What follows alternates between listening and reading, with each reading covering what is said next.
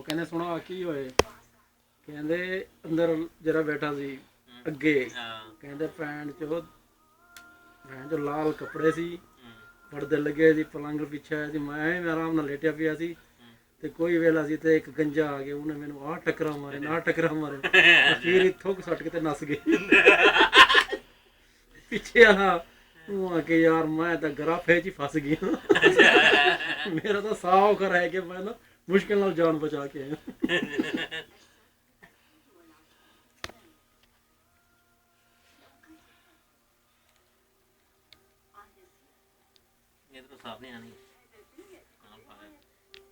Light भावे तो बंद कर दो, लाइट तो भावे तो बंद कर दो।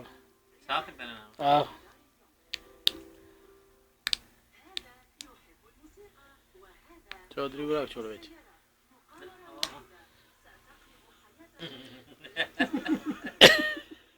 पता तो लग गया ना तेरे